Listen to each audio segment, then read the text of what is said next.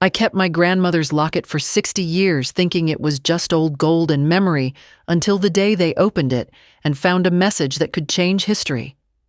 People wanted to buy it, steal it, silence it, but I kept it. Because some secrets aren't for sale. They're meant to be heard. Late sunlight spilled through the tall windows of Beacon Hill, painting golden dust over a room that hadn't changed in 50 years. Eleanor Whitby sat perfectly still on the faded velvet sofa, the air around her smelling of lilacs and lemon polish. She wasn't lonely, not exactly, just waiting for something that never visited anymore. The front door clicked.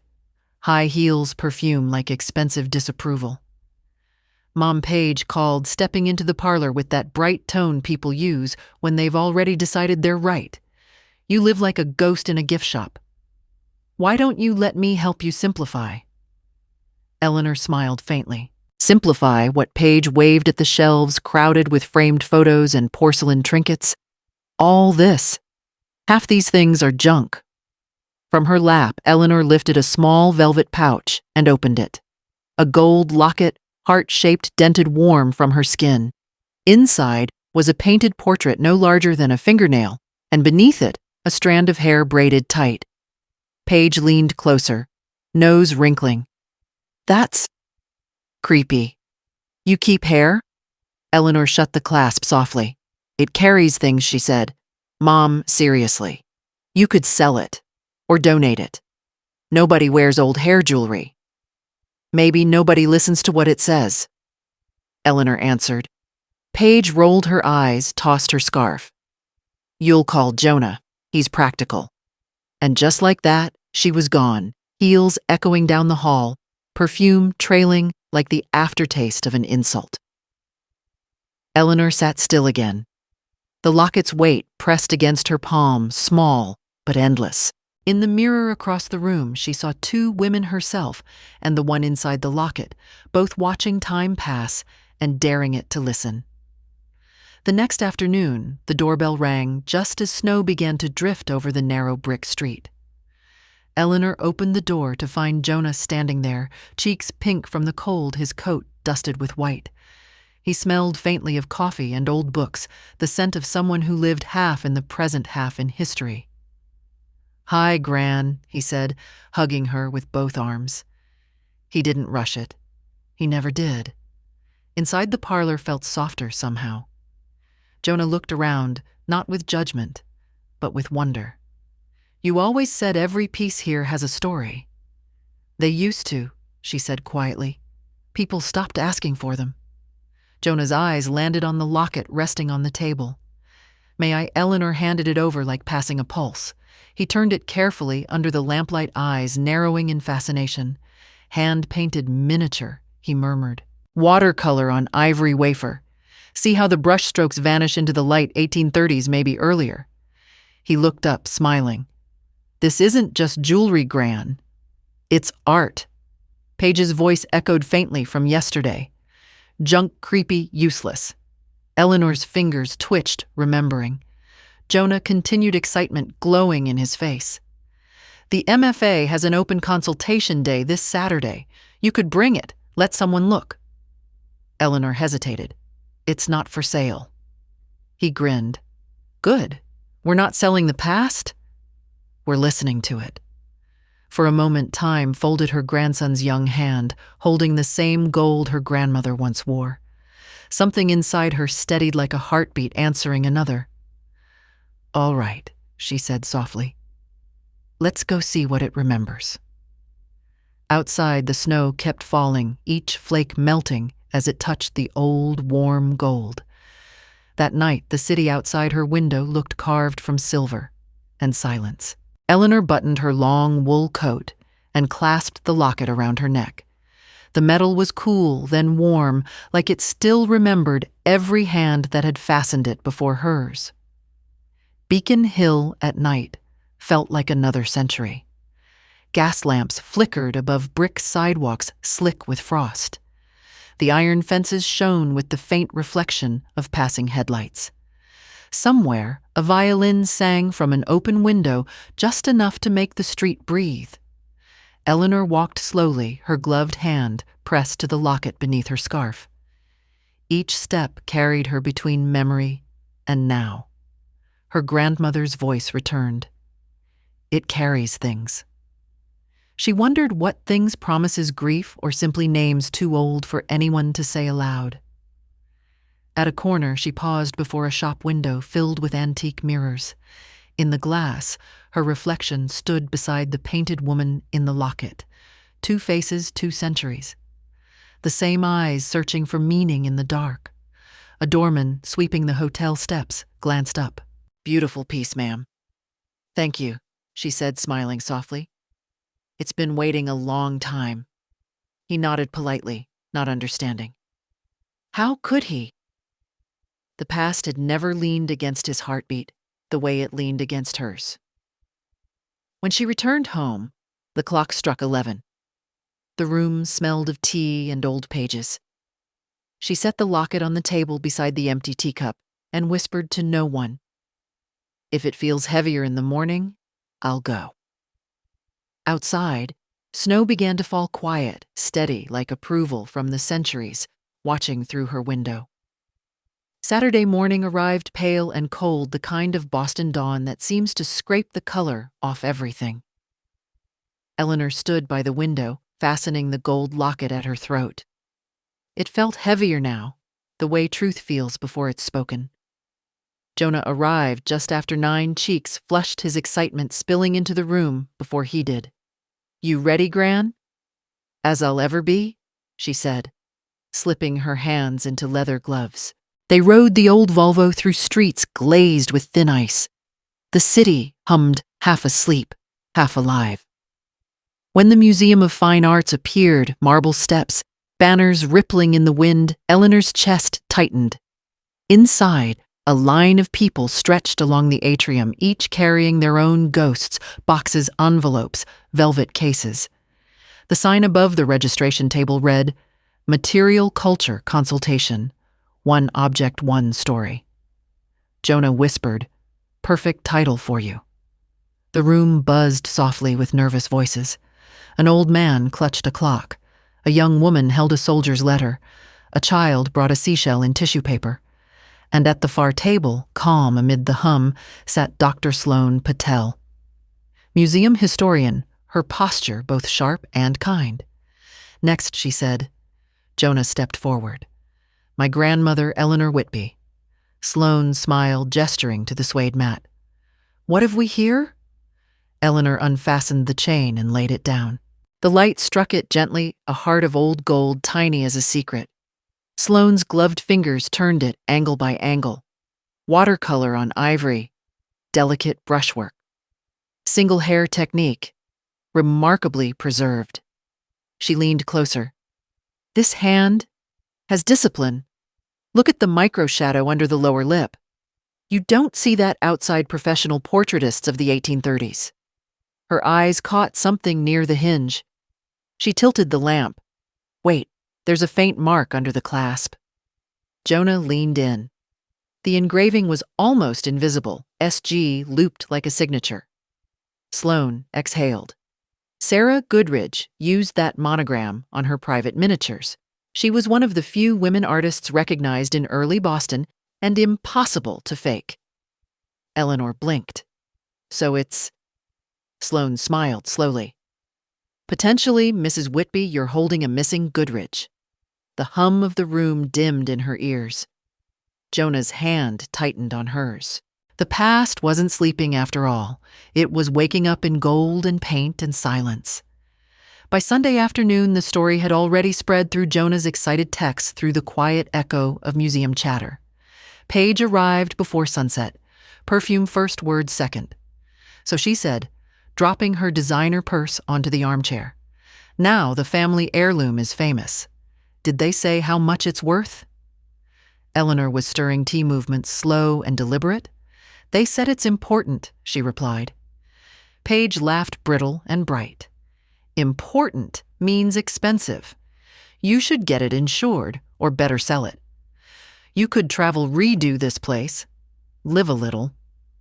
Jonah, seated by the fireplace, looked up from his laptop. You mean sell our history? Paige turned, irritation flashing.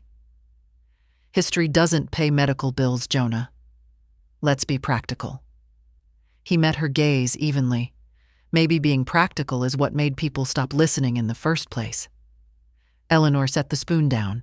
The tiny chime of silver on china cut the air cleaner than shouting ever could. I'm not selling, she said softly. Paige threw up her hands. You're impossible. You'd rather sit in this museum of dust than yes. Eleanor interrupted, her voice calm but edged with iron. Because it's mine, and for once I'll decide what stays. Paige blinked, startled by the firmness beneath the quiet. Jonah stood, stepping beside his grandmother. She doesn't need to sell it, he said. She just reclaimed it. For a moment, the room was still 3 generations, one truth between them, like a coin no one could own.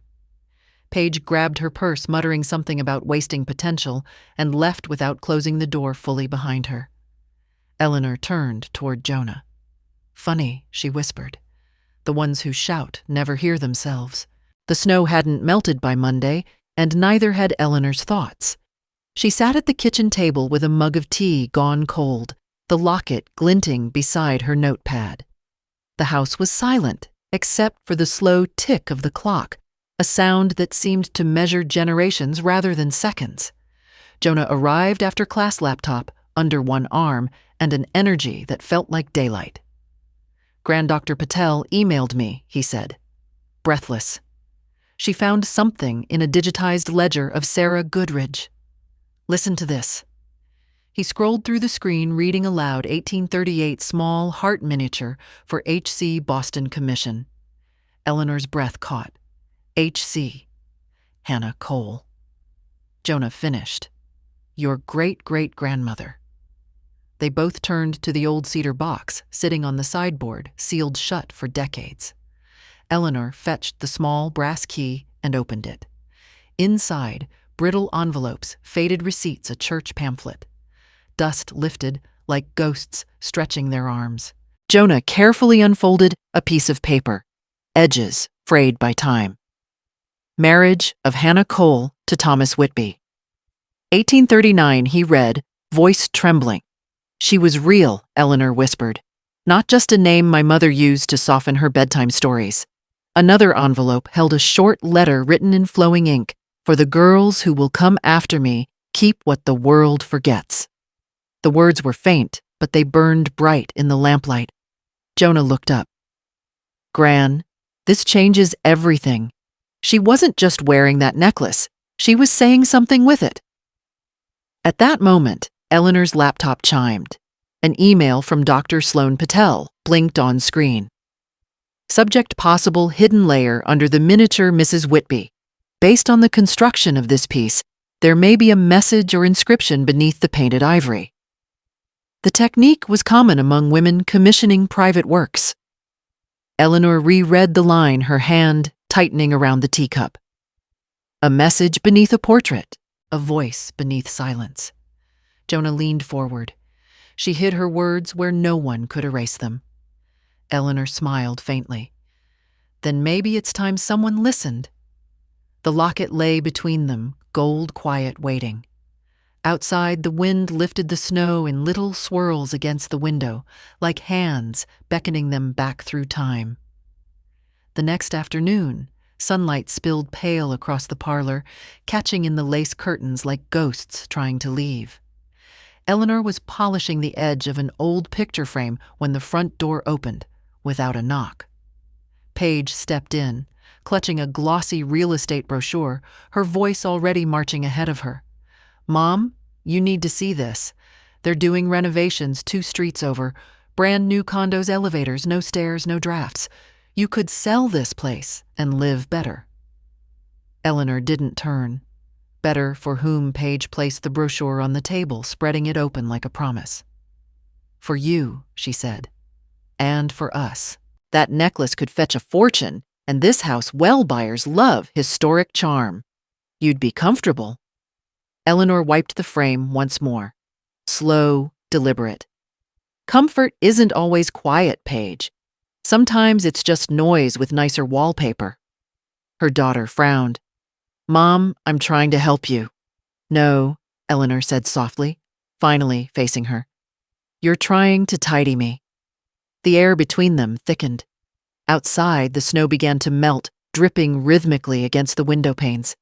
Paige sighed, exasperated. You can't keep living in the past. Eleanor set the cloth down, her eyes steady. The past is living in me, and for once I intend to let it speak. For the first time, Paige had no quick reply. The silence that followed wasn't empty. It was full, heavy final. When her daughter finally left, the open brochure fluttered in the draft from the closing door. Its pages folded in on themselves like plans collapsing. Eleanor picked up the locket from the mantel, pressed it to her chest, and whispered, I choose the noise that belongs to me. The conservation lab was colder than Eleanor expected, bright sterile, the kind of room where even air had discipline. The locket sat under a magnifying lamp glowing like a captured sun. Dr. Sloan Patel leaned close, her breath fogging the edge of her mask. This will be delicate. The ivory wafer is sealed with 19th century animal glue. Once I lift it, there's no going back. Eleanor nodded, fingers clasped together. It's waited this long. It can wait for truth. Jonah stood behind them, filming carefully for documentation, his camera trembling slightly in his hands. Sloan warmed the surface with a controlled beam of air. The gold hinge softened, sighing open. Under the miniature portrait, beneath the painted woman's quiet gaze, something thin and brown curled at the corner. There, Sloan murmured. With tweezers finer than eyelashes, she drew out a folded scrap of parchment, no bigger than a matchbox. Time had bruised it amber. She laid it flat beneath the glass. The room went silent, except for the hum of the lamp. Then words, faint but legible. For the girls who will never be named, let this open rooms for them. H.C. 1838. Eleanor's breath caught. Hannah Cole, she whispered. She really wrote it. Jonah blinked hard, his voice unsteady. Gran. She wasn't just someone who wore it. She built something. Sloane's tone dropped to a reverent hush. This changes the piece completely. It's not just portraiture. It's political. A woman hiding her own manifesto in plain sight. Eleanor felt her pulse thrum against her throat. Then it's not just gold, it's a message that survived when no one listened. Sloane nodded slowly. Exactly. The value just went from sentimental to historical, and from historical to revolutionary. Eleanor looked at the parchment again. Her ancestors' handwriting trembled across the page, as if it had traveled through generations just to be read aloud in this cold, bright room. Jonah whispered. She was writing for people who couldn't yet speak. Eleanor smiled through the sting of tears. Then I'll speak for her now. They sealed the fragment inside an archival sleeve, labeled it with trembling precision. Hidden inscription verified, February 12, 2025. Outside, through the frosted window, Boston's skyline shimmered like the inside of a snow globe. For the first time in decades, Eleanor didn't feel old. She felt continuing. 2 days later, the smell of rain lingered in the air when the doorbell rang. Eleanor opened it to find a woman in a navy coat notebook, in hand hair damp from drizzle. Her smile was professional, but gentle. Mrs. Whitby, I'm Elise Hammond, from the Boston Globe. Dr. Patel told me about your discovery. I'd love to hear the story from you. Eleanor hesitated, then gestured toward the parlor. Come in.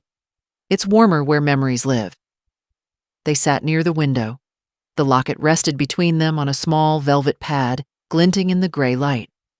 Elise didn't touch it. She simply looked at it the way people look at something sacred. People online are calling it the Quiet Rebellion, Elise said softly. A message hidden in a painting by women no one remembered. How does that feel? Eleanor traced a finger along the locket's curve, like being seen through time. My great-great-grandmother wrote that line not for fame but survival, for women who couldn't afford to shout. Elise's pen paused. And what about you, Mrs. Whitby? What does it mean for you? Eleanor looked up, her eyes steady. It means I was right to keep listening, even when everyone told me I was just old noise. A silence settled, rich not empty, the kind of quiet that belongs to truth. Elise closed her notebook. One last question, she said. If you could describe what you found in one sentence, what would it be? Eleanor smiled, eyes bright with tired grace. To be taken seriously, she said without raising my voice. The rain outside deepened soft against the glass, like applause no one could hear, but everyone could feel. By Sunday morning, Eleanor's name was in print, hidden on ivory a Boston woman's locket, and the promise beneath the headline read. The article filled half a page of the Boston Globe's arts section, a photograph of the locket under warm light, the tiny inscription magnified beneath it, and a quote from Eleanor in bold. To be taken seriously without raising my voice. The phone started ringing before breakfast. First came strangers. Collectors, curators, people speaking in numbers instead of words. One man from New York said, "We could start at 6 figures, perhaps more, depending on verification." Eleanor thanked him politely, then hung up. Then came Paige. "Mom, it's all over social media." Her voice crackled through the receiver, both thrilled and anxious. "Do you realize what you have? This is life-changing?" "I know," Eleanor said, flipping scones in the oven. "I mean for us," Paige continued.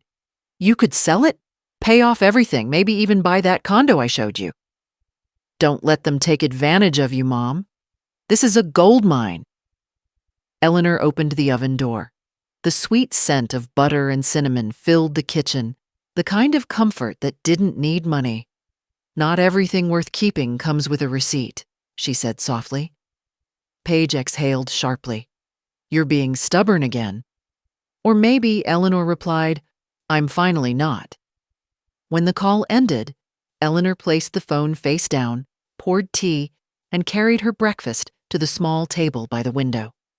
The newspaper lay open beside her, the locket glimmering in the photo. Outside, the city stirred a mix of curiosity and greed disguised as admiration. But inside her home smelled like warmth and control. She folded the newspaper carefully and smiled to herself. The world had just discovered her ancestors' voice. They just didn't realize she had found hers too, and somewhere in the tiny heart of gold resting in its velvet box.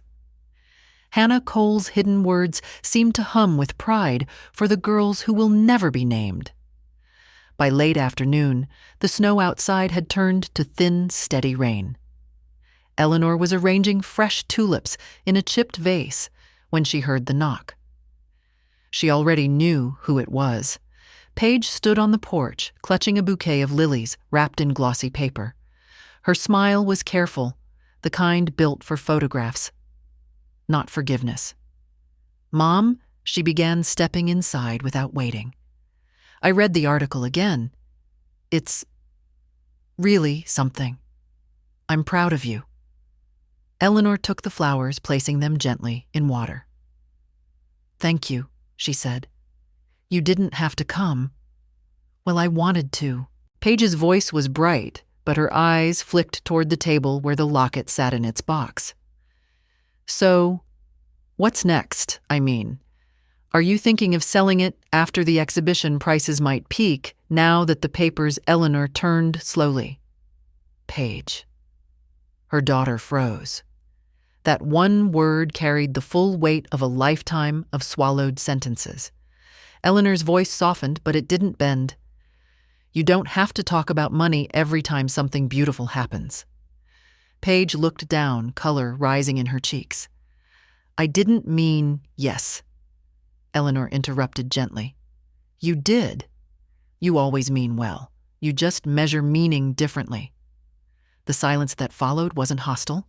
It was heavy with truth neither could polish. Paige reached for her coat. "I'll let you rest. You've had a big week." When the door closed, Eleanor looked at the lilies. Their perfume was sharp, almost artificial, too perfect to be real. She returned to the table, touched the locket's glass face, and whispered, "Real things don't have to sparkle." Outside, the rain eased, leaving behind the quiet sound of dripping like time learning to breathe again.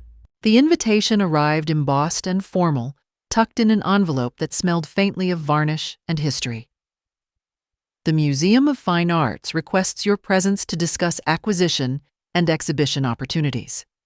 Eleanor read it twice, then pressed the locket between her palms as if asking Hannah Cole herself for courage. On Thursday morning, she dressed deliberately, navy wool dress, pearl buttons, no pretense. Jonah insisted on driving her. "It's not just a meeting, Gran," he said. "It's your moment." Inside the museum, the conference room gleamed with glass walls and filtered sunlight. Around the long oak table sat curators, trustees, and Dr. Sloan Patel, who smiled reassuringly. A blue velvet mat waited at the center, a stage for the locket. Eleanor unclasped it and set it down. The gold caught the light as if it remembered what fire felt like. A silver-haired trustee cleared his throat. "Mrs. Whitby, first allow us to thank you. This piece isn't only valuable, it's vital. Its message speaks to what history overlooked." Another voice, younger, chimed in. "We'd be honored to purchase the locket outright, ensure its preservation in perpetuity." Eleanor folded her hands. "I appreciate that. But it's not for sale." The room went still. "I'm not here to make money from a woman who wrote for those who had none. I'm here to continue what she started." She reached into her purse and laid a single sheet on the table, a typed proposal bearing a new letterhead: the Hannah Cole Fund, Scholarships for Women in Art History and Conservation. Sloane's eyes glistened. "You want to turn the story into action?" "Yes," Eleanor said. "The locket will be on loan, not owned. It belongs to the voices that come after." A long silence followed, filled not with resistance, but reverence. Then the chairman nodded, then let it hang under her name and yours. Eleanor exhaled, slow and steady. For the first time in years, silence didn't feel like absence. It felt like respect. The museum meeting had barely ended when Paige caught up with them on the steps. Her heels clacked against the marble, sharp as her voice. "Tell me I heard wrong," she said, breath visible in the cold. "You turned down their offer?" Eleanor adjusted her scarf, calm as the gray sky above them. "It wasn't an offer. It was a choice." Paige's tone rose. "A choice to throw away security. They would have paid enough for you to live anywhere, travel, not worry about." "Not worry about what?" Eleanor asked softly. "About you." For a second, Paige's anger faltered. "About you needing me," she said, and the words slipped out like a confession. "Because I don't know what to do if you don't." Jonah stood back, quiet, watching something sacred unfold. Eleanor's expression softened, but didn't bend. "You keep mistaking independence for distance," she said. "I'm not walking away, Paige. I'm standing still. You're the one running." Paige's face twisted, pride fighting grief. "You always make it sound poetic, Mom, but it's just stubbornness." "Maybe," Eleanor said, smiling faintly. "But at least it's mine." The wind shifted, scattering dry leaves across the museum steps. Paige looked away first. "I don't want to be left behind." Eleanor reached out, brushed her daughter's sleeve. "You left yourself behind, sweetheart. I'm just staying where I finally found me." Paige blinked, eyes glistening, but refusing to fall. "I'll call you," she muttered. "I'll be here," Eleanor said simply. As Paige walked away, Jonah slipped his hand into his grandmother's. "She'll understand. One day," he murmured. Eleanor nodded, her gaze steady on the retreating figure. When she learns, silence doesn't mean surrender. It happened late one night when the world was asleep, but memory wasn't. Eleanor sat at her writing desk, the locket resting under a cone of warm lamplight. Rain tapped the windows steady as a heartbeat. She turned the piece over and over in her hands, unable to stop touching it, as if it were whispering through the gold. Her eyes caught something she hadn't noticed before, a seam along the rim too delicate to be a flaw. She fetched her magnifier, the one Harold had once used to read maps, and tilted the locket under the light. There, a tiny groove, almost invisible. "Jonah," she called softly. "Come here, darling." He appeared in the doorway, half asleep, but alert the moment he saw her expression. "What is it? There's something here," Eleanor murmured. Another layer. Jonah fetched his small toolkit from the table where he'd been editing videos for the museum's student project. Together they examined the locket. His hands, young and steady, worked beside hers, older but sure. "Maybe there's a secondary chamber," he said, "like a secret compartment." The gold resisted at first, then yielded with a delicate click, a sound so faint yet so final it filled the room. Inside, nestled behind the ivory panel, was a tiny scroll of parchment, rolled tight and sealed with brittle wax. Jonah inhaled. "Is that?" careful Eleanor whispered. Her fingers trembled as she lifted it with tweezers. The parchment unrolled like it had been waiting for air. Faded brown ink, tiny, precise letters, a woman's handwriting. Eleanor read aloud, her voice barely above a whisper. "Received 20 subscriptions of $5 each for the schooling of immigrant girls. Pledge matched by SG herself. Let this be kept hidden in trust." Silence filled the room, thick and alive. Jonah blinked hard. SG. Sarah Goodridge. Eleanor nodded slowly, the revelation washing through her, like light breaking underwater. She didn't just paint Hannah. She partnered with her, the artist and the subject, two women, funding education in secret. Sloane Patel's voice came through the speakerphone when they called her. She listened, breathless, as Eleanor described the find. "My God," Sloane said.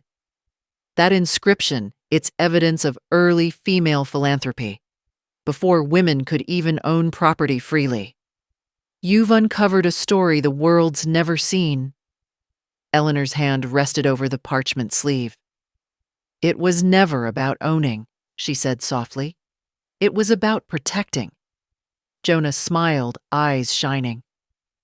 "Then you just became part of their circle, Gran.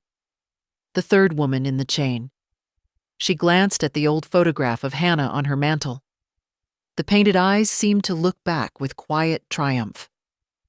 "Maybe that's what it's been waiting for," Eleanor whispered. A voice that finally knows what to do with the secret.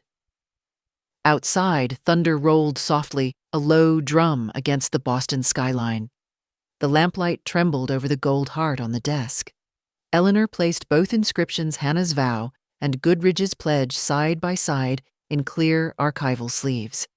Together they looked like two halves of a heartbeat pulsing through time.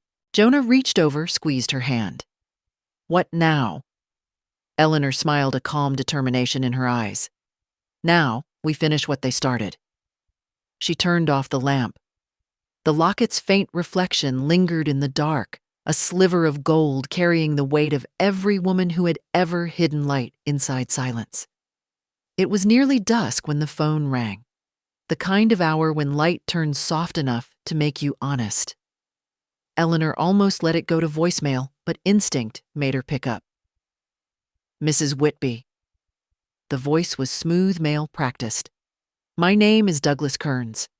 I represent several private collectors specializing in early American miniatures. We'd like to make you an offer." Eleanor smiled faintly. "How modern of you to begin with money." Kearns chuckled. "Let's say appreciative.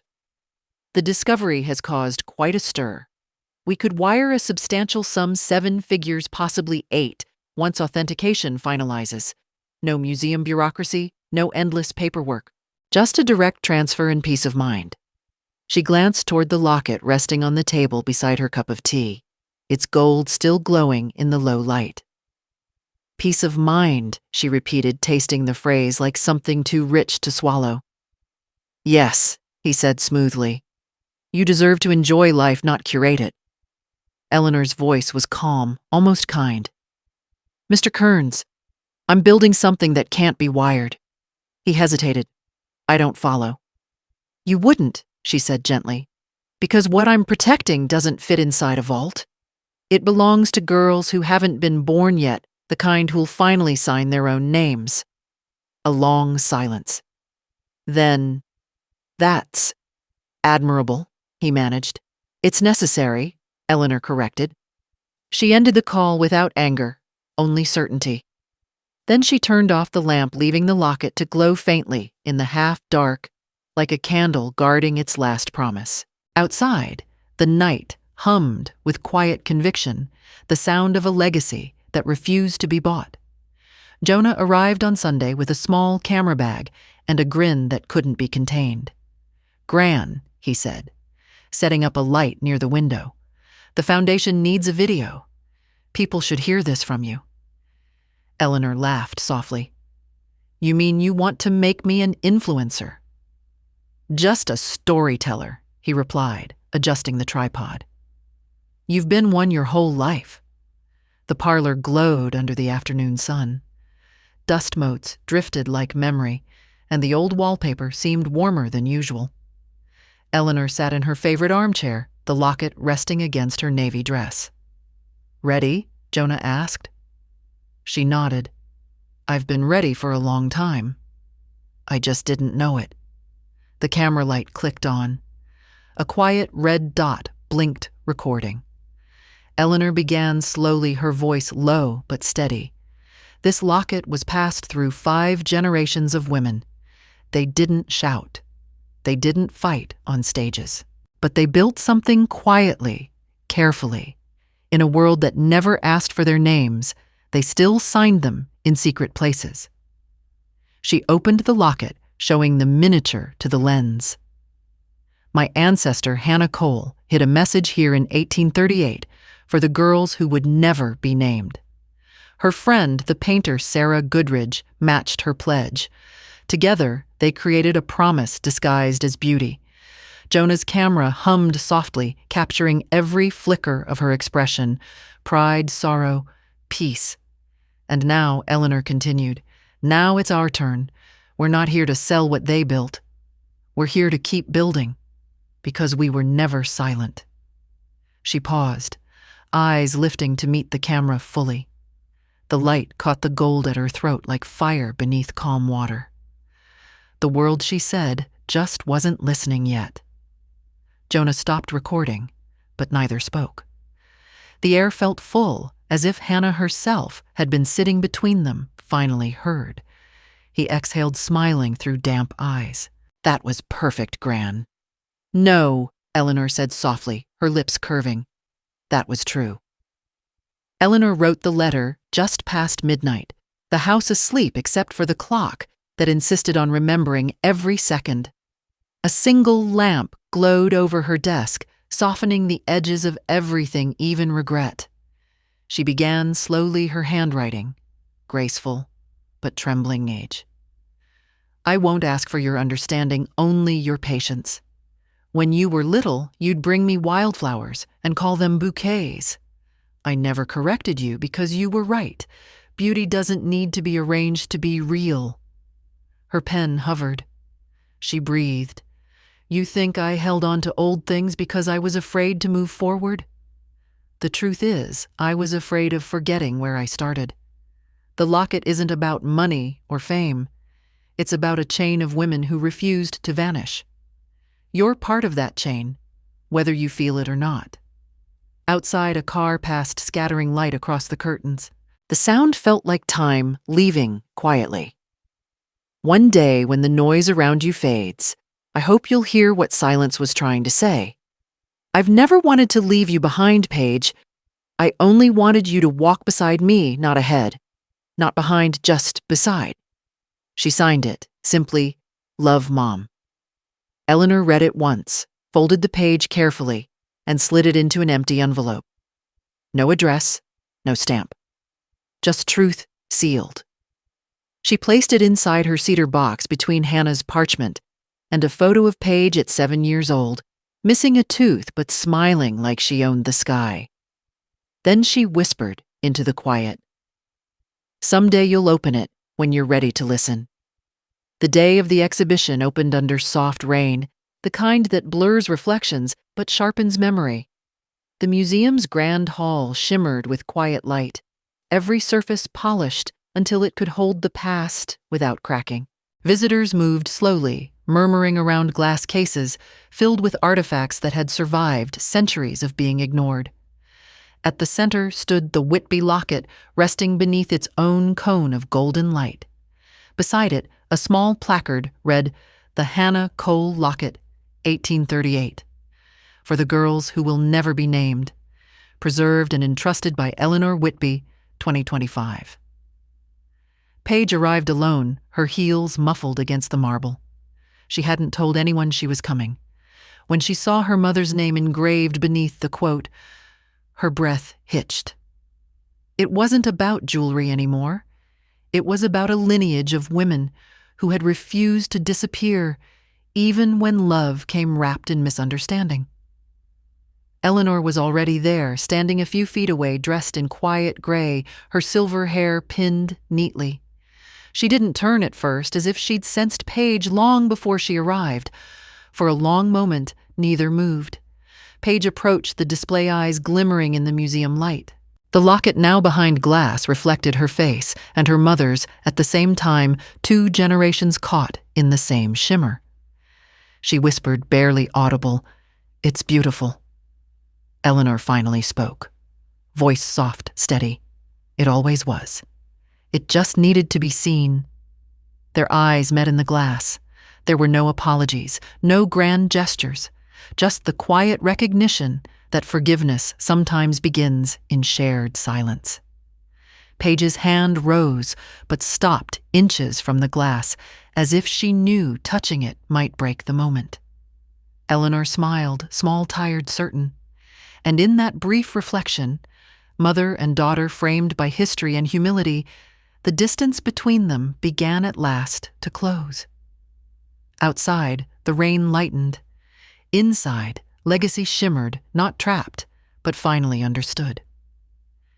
Spring arrived quietly, the city softening under sunlight that made even the oldest bricks look young again. At the Museum of Fine Arts Education Wing, a small crowd gathered students, curators, donors, but it didn't feel like a gala. It felt like a family reunion for people who'd never met, but somehow shared the same heartbeat. Jonah stood at the podium, his voice steady, but shining with pride. "Today we honor the first recipient of the Hannah Cole Scholarship, founded through the vision of my grandmother, Eleanor Whitby," he said. "It's for women who choose to study what others once dismissed the art of remembering." Applause rippled gently through the room. Near the front, Eleanor sat between Dr. Sloan Patel and Elise Hammond, the journalist who'd turned her story into something living. The locket hung at her throat again on temporary loan from the museum for this single day. Jonah gestured toward a young woman standing shyly near the stage, the scholarship winner. Her name was Lena Morales, a first-generation college student studying art restoration. She looked no older than 20, eyes bright but uncertain. Eleanor rose slowly, the microphone passed to her. She didn't need to prepare notes. "Every woman here," she began, her voice low yet strong, "is proof that quiet doesn't mean small. Hannah Cole and Sarah Goodridge hid their voices because the world wasn't ready to hear them. We don't have to hide ours anymore." The room hushed. Lena wiped a tear. Jonah smiled, and even Sloan blinked fast to keep her glasses clear. Eleanor turned toward Lena. "You are what they hoped for. Carry it forward, not in gold, but in courage." When she stepped back, applause filled the hall, not loud, not forced, but deep, the kind that vibrates more in the chest than the ears. Jonah leaned close and whispered, They're listening now, Gran. Eleanor smiled, eyes glistening. Then it's time to let them speak too. And in that moment, surrounded by generations of voices finally heard, she knew the promise inside that locket had kept its word. The night before Mother's Day. Paige returned to her mother's house for the first time in weeks. The key still fit, though the door hesitated as if asking if she was sure. Inside, the air carried that same faint scent of lilac and lemon polish. The house was neat, too neat, like it had been waiting. On the coffee table lay a note in Eleanor's handwriting, in the cedar box top shelf. Paige's heart thudded. She climbed the stairs, her heels soft against the carpet, and opened the old cedar chest that had always been her mother's secret garden of paper and memory. Inside were the usual things, lace-faded letters, brittle photos, and then an envelope. Her name, just Paige. She unfolded the letter with careful fingers. Her mother's voice seemed to rise between the lines, calm and steady. You think I kept old things because I was afraid to move forward. The truth is, I was afraid to forget where I started. Paige read slower, now tears smudging the ink. You're part of that chain, whether you feel it or not. One day, when the noise fades, I hope you'll hear what silence was trying to say. She pressed the paper to her chest. Her breath broke. For years, she'd mistaken her mother's stillness for weakness, her quiet for surrender. But now, surrounded by the scent of old wood and time, Paige understood silence had been Eleanor's strength all along. Downstairs, a faint ticking echoed from the clock, the same one that had marked her childhood dinners, her teenage arguments, her long goodbyes. It hadn't stopped. Neither had love. Paige wiped her eyes, folded the letter back into its envelope, and whispered into the empty house. I hear you now, Mom. Then she turned off the light, locked the door gently, and walked into the night, heading toward the one place she knew her mother would be tomorrow. The museum beside that quiet piece of gold that carried every word she'd never said aloud. Morning sunlight poured through the tall glass walls of the museum, gilding the marble floor in pale gold. Eleanor sat quietly on a bench facing the exhibit. Visitors drifted past in hushed wonder, their reflections sliding across the glass case that held the locket, her family's heart, her inheritance of silence and strength. She didn't notice Paige at first. Her daughter stood near the doorway, hesitant, clutching a folded letter, the one she had found in the cedar box. For a long moment, Paige simply watched her mother, how still she sat, how peaceful. Then she took a breath and walked forward. The air between them felt fragile, like a string of light stretched too thin. Mom, Paige said softly. Eleanor turned, her expression unreadable for half a heartbeat, and then warm, calm, steady. You came. I found your letter. Paige's voice cracked, but she didn't look away. And I finally heard you. Eleanor's eyes softened, the faintest shimmer beneath her lashes. Then it found the right moment. They both turned toward the display. The locket glowed beneath its light, the tiny heart of gold reflecting both their faces. Mother and daughter joined by the same invisible thread that had bound generations of women before them. Paige whispered, I thought silence meant distance. I didn't realize it could mean protection. Eleanor nodded slowly. We all protect differently. My mother kept things. I kept meaning. Maybe now you'll keep understanding. Paige smiled through tears. I want to. They sat side by side, not talking, not needing to. Around them, visitors stopped to read the inscription on the plaque. A young girl pointed at the quote and whispered it aloud to her father. For the girls who will never be named. Eleanor looked at Paige, eyes glistening. She's reading it. They're all reading it now. Paige squeezed her mother's hand. Because you never stopped believing it mattered.